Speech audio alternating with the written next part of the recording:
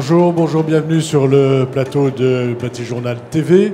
Nous sommes au Mondial du bâtiment et nous allons parler isolation thermique par l'extérieur avec une nouvelle solution présentée par un industriel de l'isolation. Bonjour, monsieur Jean-Michel Grosselin.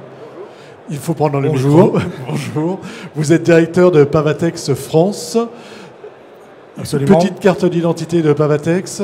C'est une société qui conçoit, qui fabrique et qui commercialise des isolants à base de fibres de bois et qui est une filiale du groupe Soprema. Depuis peu. Depuis 2016, l'année dernière, ça fait un an à peu près. En face de vous, monsieur Pierrick Frouin, bonjour. Bonjour. Vous êtes directeur technique de Zolpan. Oui. Et pareil, petite fiche d'identité de la société Zolpan. Donc Zolpan, nous sommes surtout dans le cadre d'aujourd'hui fabricant d'isolation thermique par l'extérieur, système enduit sur isolant. Système enduit sur isolant. Et donc là, on va parler d'un nouveau système que vous avez développé ensemble, qui est un système avec des panneaux de fibres de bois et vos systèmes, on va dire, habituels de façade, d'enduit de façade. On va aller voir d'abord la fibre de bois. Expliquez-nous en quoi consiste cet isolant. Alors la fibre de bois, c'est, comme son nom l'indique, c'est issu du bois. En fait, on récupère les connexes des scieries, on les défibre, et on les compacte pour faire des panneaux de différentes densités qui ont des propriétés d'isolation, mais pas uniquement d'isolation, de confort acoustique et de déphasage de confort d'été. Donc ce sont des isolants multifonctionnels qui apportent donc un confort pour l'habitant et qui peuvent être utilisés soit en isolation intérieure, toiture, façade, plancher, soit en isolation extérieure, comme on va en parler. D'accord. Donc de l'isolation extérieure possible avec des panneaux de fibres de bois, mais sous enduit. Quel est l'intérêt d'aller chercher de la fibre de bois pour vos systèmes sous enduit? Alors, habituellement, on travaille sur des produits classiques, polystyrène ou laine minérale. Là, l'avantage de travailler sur fibre de bois, c'est qu'on travaille avec des matériaux biosourcés, que c'est une solution innovante, notamment sur le déphasage, comme l'évoquait Jean-Michel. C'est-à-dire qu'on est vraiment sur un confort thermique qui est différent de ce qu'on a habituellement avec les isolants classiques. Et puis, ça permet de répondre principalement ou au départ sur la construction bois, mais aussi sur le support maçonné et donc les constructions traditionnelles. Alors pour moi, justement, le panneau de fibre de bois, c'était plutôt construction bois. Et là, en fait, avec cette alliance, on va dire, vous allez chercher un autre marché, qui est celui, on va dire, de l'isolation par l'extérieur classique. Absolument, c'était notre objectif, c'était de sortir du cadre de la construction bois et d'aller vers la construction maçonnée, la construction béton, parce que d'une part, c'est là que le marché est là, pour la réhabilitation en particulier, et donc de définir une nouvelle solution biosourcée qui permet de faire finalement l'alliance du minéral et du végétal, c'était une nouveauté sur le marché français. Ce que va chercher le maître d'ouvrage avec votre système, c'est quoi d'abord? C'est d'abord le biosourcé, c'est d'abord l'aspect bas carbone?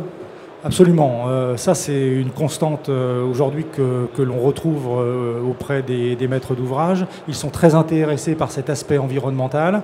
Vous savez que la future réglementation sera environnementale. Et donc là, on apporte une solution intéressante du point de vue du carbone, puisqu'on stocke du carbone, mais aussi au point de vue de la ressource, parce que ce sont des ressources renouvelables. Donc là, on n'épuise pas finalement la matière première, parce que le bois que l'on utilise est issu de forêts qui sont gérées durablement. C'est du bois, c'est du déchet, c'est ça. On ne va pas couper un arbre pour faire des panneaux. Absolument pas. On récupère ce qui n'est pas utilisé dans les scieries, soit vous le brûlez, soit vous l'utilisez pour faire des panneaux à forte valeur ajoutée comme nous, qui sont pérennes. Donc on récupère ces plaquettes, on les défibre et puis on en fait des panneaux d'isolation. En ce qui vous concerne, aller chercher le panneau de fibre de bois, est-ce que ça a changé quelque chose dans les systèmes d'enduit que vous avez? Alors, fondamentalement, non. On a remplacé un isolant par un autre isolant.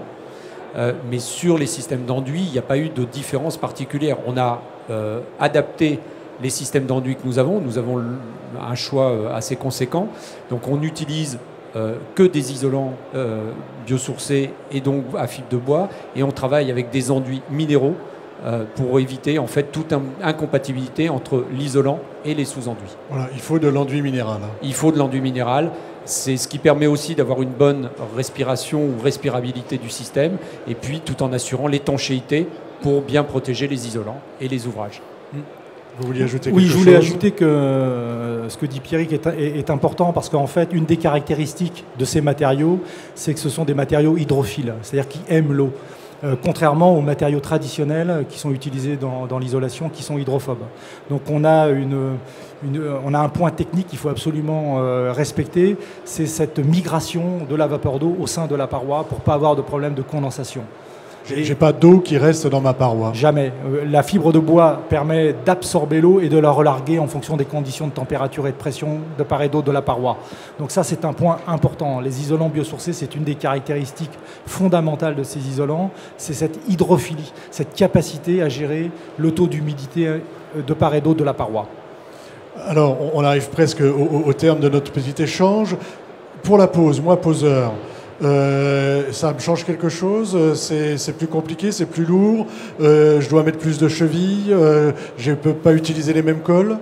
Alors on utilise tous les mêmes composantes habituelles de la mise en œuvre des systèmes ETICS, donc isolant sur enduit sur isolant. On utilise les mêmes cols, les mêmes fixations. Les panneaux, quand on travaille sur les panneaux aujourd'hui, ils sont de dimensions relativement supportables pour le commun des mortels et pouvoir poser correctement. Il faut être précautionneux, mais comme tous ouvrages que l'on réalise, les découpes sont un peu particulières. On ne découpe pas de la fibre de bois avec n'importe quoi. Mais hormis l'outillage et hormis les précautions à prendre, pas de changement fondamental. Pas de changement dans mes habitudes de pose. Pour moi, ça reste... Ça change... Voilà, le produit est différent, mais il n'y a pas de changement sur la mise en œuvre. Je vais vous demander tous les deux une petite conclusion. Sur le marché, il y a un marché pour ça ? Il y a un marché qui est très important. On a de plus en plus de demandes, on fait de plus en plus d'ouvrages, d'isolation d'ouvrages par l'extérieur avec ces matériaux. Donc oui, il y a un vrai marché. Et ce n'est pas forcément un marché de particulier ? Ah non, ce n'est pas du tout un marché de particulier. Le particulier est intéressé, il est demandeur, c'est un maître d'ouvrage, mais on a aussi de plus en plus de bailleurs sociaux, de plus en plus d'institutionnels qui sont attirés par justement ce côté biosourcé. Eh bien, écoutez, messieurs, je vous remercie. Merci d'être venus nous voir jusqu'ici pour nous présenter ce beau produit à retrouver sur les sites internet des différents partenaires. Absolument. Merci. Merci. À bientôt. Merci beaucoup. Au revoir. Au revoir.